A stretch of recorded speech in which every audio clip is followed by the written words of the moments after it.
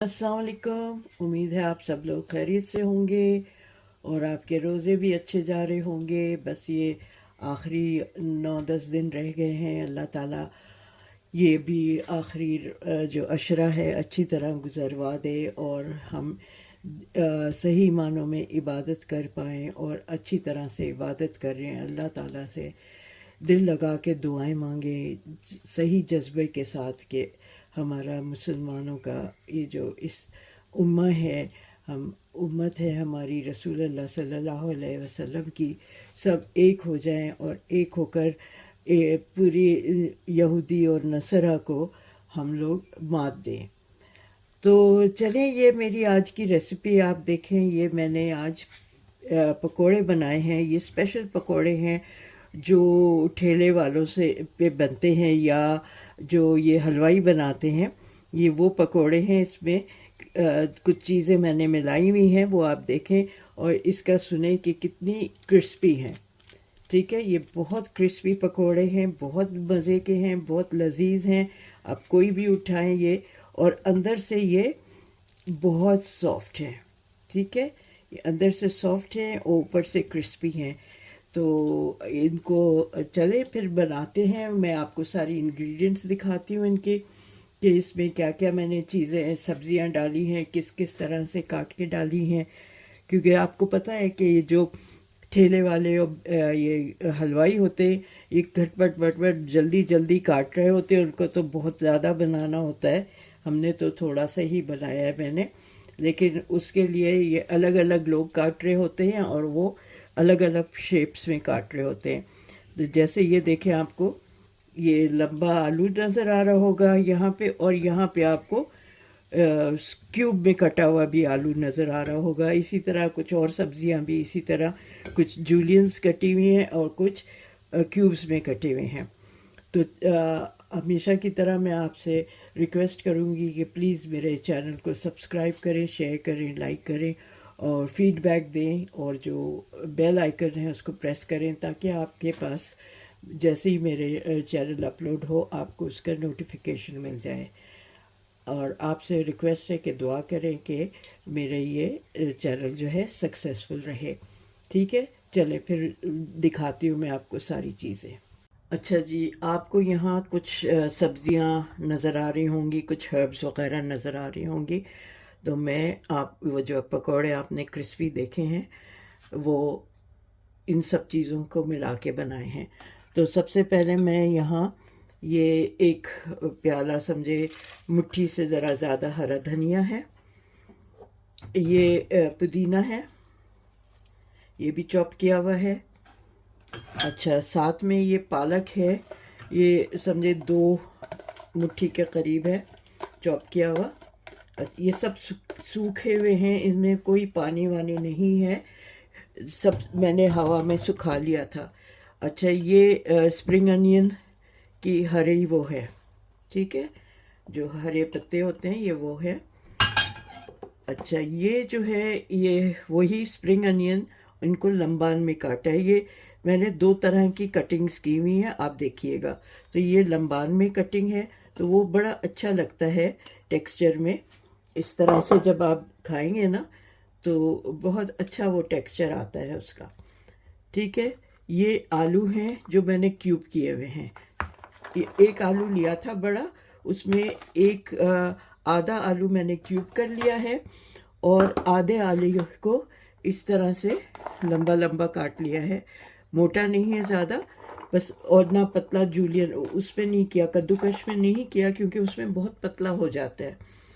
ठीक है, इसी तरह ये मैंने चॉप की हुई मोटी मोटी प्याज है और ये कुछ लच्छेदार प्याज है।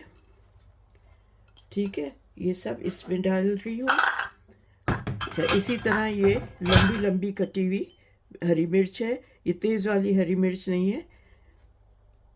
एक आध इसमें 2 मिर्चें हैं तो मैंने एक तेज़ रखी है और एक हल्की रखी है, इतनी तेज़ नहीं है। और ये भी 2 मैंने इस तरह से चॉप की हुई हरी मिर्चें हैं। ठीक है, ये सब इसमें इंग्रेडिएंट्स चले गए। अच्छा, अब एक और चीज़ जो करनी है, मैं आई थिंक ये मेरा छोटा हो रहा है, मैं बड़ा तसला लेती हूँ। अच्छा, अब इसमें मैं कुछ मसाले डालूंगी। मैंने बड़ा तसला ले लिया है, ये अनारदाना है, ये 1 टेबलस्पून भर के है। इसमें ज़रा सा ये क्रंच भी आएगा और थोड़ा सा फ्लेवर भी अच्छा आएगा। अच्छा, ये 1 टेबलस्पून कुटा हुआ धनिया है। इसमें पिसा हुआ नहीं जाएगा, कुटा हुआ जाएगा। इसी तरह ये ज़ीरा है 1 टेबलस्पून, 1 टीस्पून मैंने ये लिया है कुटी हुई लाल मिर्ची, और ये मैंने लिया है तेज़ वाली मिर्ची, लेकिन ज़्यादा नहीं लिए, आप अपने हिसाब से कम ज़्यादा कर लीजिएगा। ठीक है, ये कश्मीरी मिर्च नहीं है। और ये आधा टीस्पून अजवाइन का है, जो मैं इस तरह करके इसमें डाल दूँगी, क्योंकि बेसन इसमें डलेगा तो इसलिए अजवाइन जाए तो अच्छा है इसमें।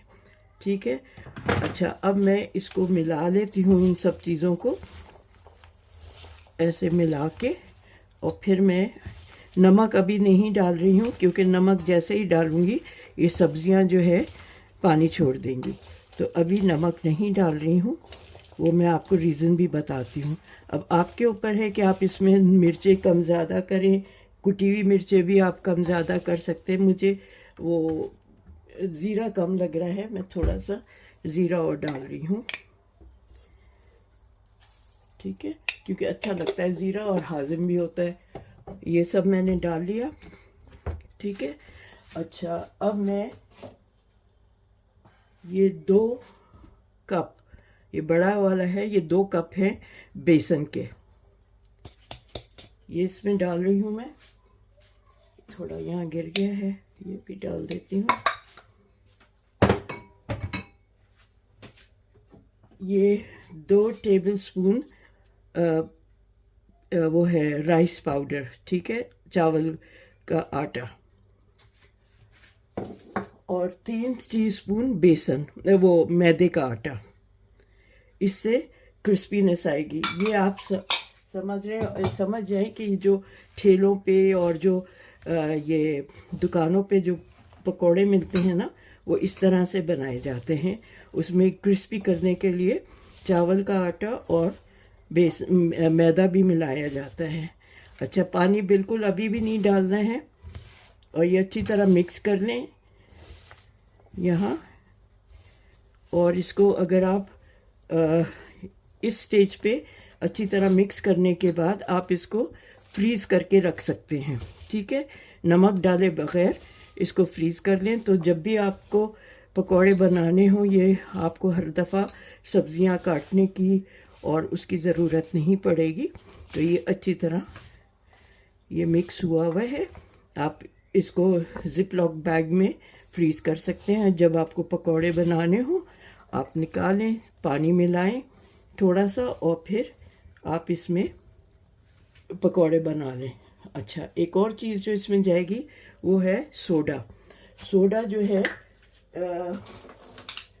1/4 टीस्पून। ठीक है, ये जाएगा। इसको भी मिला लेती हूँ।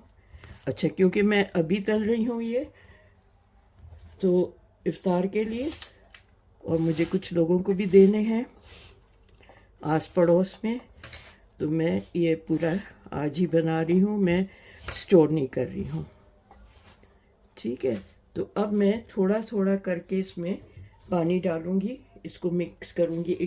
एकदम सबसे पहले नमक डालूँगी। ठीक है, इसमें मैंने ये 1 टीस्पून नमक लिया है, लेकिन ये कम है, मैं और लेती हूँ नमक थोड़ा सा, आधा टीस्पून नमक और लेती हूँ, और इसको मिक्स करती हूँ।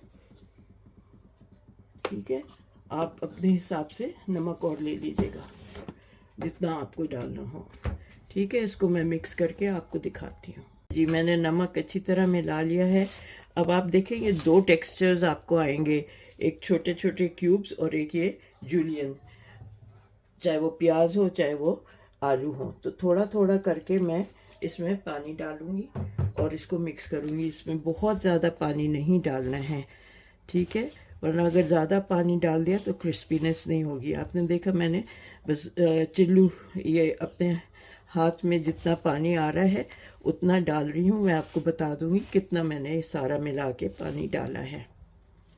अच्छा ये देखें, इस तरह से अगर आप पानी ज़्यादा डाल देंगे ना तो ये जो बेसन और आटा वगैरह है ये अच्छी तरह इन सब्जियों पे चिपकेगा नहीं। तो इसलिए बहुत ज़रूरी है कि आप देख के डालें। मैंने इस तरह से 3 दफ़ा पानी लिया है अपने हाथ में और 3 वो डाले हैं और ये देखें अच्छी तरह इसमें हो गया है। अभी मैं इसको 5-10 मिनट के लिए छोड़ देती हूँ ताकि सब्जियों का अपना भी पानी इसमें आ जाए जितना। तो उसके बाद मिक्स करके मैं इसको तल लूँगी।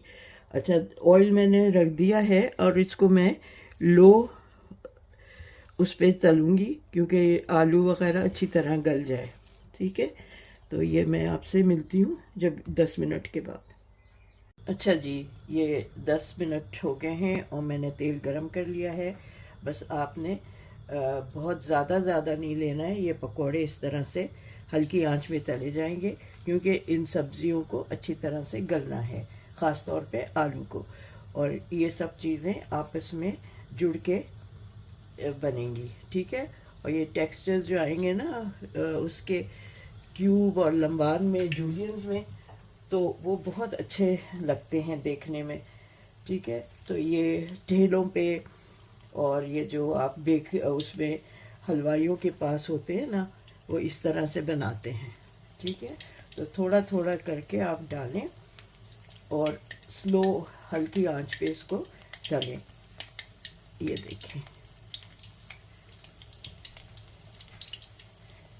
पानी इसीलिए कम डाला है कि ये आपस में, वरना इसमें पूरा अच्छी तरह से लिपट जाए बेसन और ये क्रिस्पी बहुत होगा। इसी तरह से आप बनाएंगे ना तो बहुत अच्छा मज़े के बनेंगे ये पकोड़े। और फिर चटनी इसकी जो होगी उसके साथ आप खाइएगा। ये देखें, ज़्यादा नहीं डालें, जितना आए इस कढ़ाई में, आपकी जो भी साइज़ है कढ़ाई का उतना ही इसको डालें। ठीक है, ये देखें, बस मैं एक और डाल रही हूँ और ये खुद ही खुद ऊपर आ जाते हैं। ये देखें, ये ठीक है। अब ये मैं इसको अभी नहीं हिलाएं, इसको इसी तरह होने दें। जब ये ऊपर आ गए हैं अब मैं इनको 1 मिनट बाद इनको तलूँगी, पलटूँगी। और पलटने का भी तरीका इसका ये होगा कि मैं इस तरह से तेल को हिलाऊंगी ताकि ये अच्छी तरह चिपके रहें। ये इस तरह से, ठीक है। फिर जब एक दफ़ा सेट हो जाएंगे तो फिर चमचे से इसको पलटूंगी। देखें, अभी तक मैंने पलटा नहीं है, इसको इसी तरह छोड़ दिया है। बस थोड़ा थोड़ा मैं ये इसके साथ स्क्वायर के साथ इसको हिला लेती हूँ ताकि एक ही जगह ना ये हो जाए। ठीक है, बस इसी तरह आप करते रहें और जब ये हल्का सा नीचे से गोल्डन हो जाएगा तो फिर मैं पलटूंगी। हाँ जी, देखें ये हो गए हैं। इससे ज़्यादा मैं इसको नहीं करूँगी, ये आलू भी गल गए होंगे क्योंकि बिल्कुल स्लो आंच पे मैंने इसको किया है। और मैंने ये पहली बार इसमें चमचा डाल रही हूँ, इससे पहले मैं उस स्क्यूअर से ही इसको अलट पलट कर रही थी। उसमें यह है कि ये सेफ़ रहता है, अलग अलग नहीं होते, चिपके रहते हैं ये। ठीक है, तो ये मैं निकाल लेती हूँ। ठीक है, ये निकाल के एक छन्नी में रख रही हूँ ताकि इसका जो एक्सेस ऑयल वगैरह है वो निकल जाए। ये क्रिस्पी रहेंगे, सॉगी नहीं होंगे इस तरह से। तो इसी तरह मैं दूसरा बैच डाल के आपको दिखाती हूँ। ठीक है,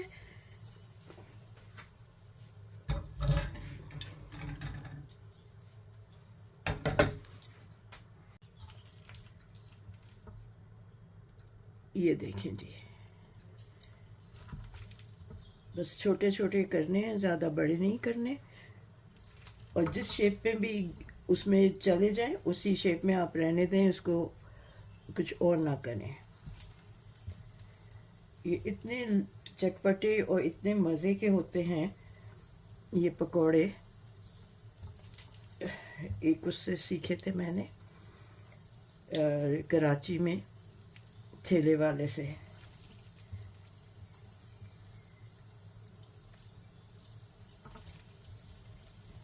तो अब बहुत दफ़ा ऐसा ही होता है कि मैं जब भी कराची जाती हूँ, मैं कहती हूँ भाई मैं यहाँ की नहीं हूँ, मुझे सिखा दो, मुझे बता दो कैसे बनाया है। मुझे वहाँ आपकी ये चीज़ें पसंद आती हैं, याद आती हैं, तो मैं बना सकूँगी। तो इस तरह से वो जो पासपोर्ट ऑफिस के पास कराची में ना, पैराडाइज मार्केट के पास वो मिलते हैं दाल वाली कचौरियाँ, वो भी मैंने इसी तरह सीखी हैं वहाँ बैठ के। खाने का भी शौक़ है और पकाने का भी शौक़ है, इसलिए मुझे याद है वहाँ फुटपाथ पे एक कुर्सी रख के, स्टूल रख के मैंने सीखा था वो कचौरियाँ। चलें, ये एक और मैंने बैच डाल दिया है। अब जैसे ये सीख जाएगा तो फिर मैं आपको दिखाऊंगी। हाँ जी, देखें, आपने देख लिए कैसे पकोड़े बने हैं, किस तरह से बने हैं और क्या क्या चीज़ें इसमें डली हैं। बस अब रोज़ा खुलने में 10-12 मिनट रह गए हैं, तो मैंने कहा आपको दिखा दूँ। ये मुझे अपने नेबर्स में भी दे दिया है मैंने, और ये मेरे पास ये पकोड़े हैं। आपको मैंने टेक्सचर वगैरह सब दिखा दिया है। ये इसके साथ एक हरी चटनी है जो दही में मैंने मिला ली है। ये वो इमली की खट्टी मीठी चटनी है। ये मसाला मैंने इसमें अभी ऊपर से नहीं डाला, कि जो डालना चाहता है वो फिर डाल लेता है। ये मेरी खजूर है और ये मेरी प्लेट है जो मैं अभी अपने लिए सेट कर रही हूँ। मेरा इसमें एक ग्रीन टी मैंने रखी हुई है, तो ये ग्रीन टी और इसके साथ मेरे ये पकोड़े आएंगे। आज मेरा रोज़ा इससे खुलेगा, ठीक है। तो ये मेरी आज की रेसिपी है। इस पर मैं तो मसाला डालूँगी अपने इसमें हिसाब से, और चटनी में डिप करके खाऊंगी। ये मेरी खजूर रखी हुई हैं। तो बताएं आपको मेरी रेसिपी आज की कैसी लगी है, और आप लोगों को ये सारी सब्ज़ियां जो मैंने जिस तरह काटी हैं आपको कैसा लगा। ये बहुत ही मज़े की बनते हैं पकोड़े। जैसे मैंने बताया कि मैंने ठेले वाले से सीखा था, ठेले वाले इस तरह से ही बनाते हैं। तो आप भी, उम्मीद है आपको भी पसंद आएगा और आप ये बनाएंगे, ठीक है। तो चलें, अब मिलते हैं जल्दी एक और रेसिपी के साथ। जब तक आप अपना ख्याल रखें। आज हमारे यहाँ दूसरी शब क़दर है, 23वीं शब है आज। तो इंशाअल्लाह इबादत करेंगे, और मैं सबके लिए दुआ करूँगी, मुसलमानों के लिए, सारी उम्मत के लिए दुआ करनी है। तो मिलेंगे कल एक और रेसिपी के साथ। तो जब तक आप अपना ख्याल रखें। Take care. अल्लाह हाफिज़।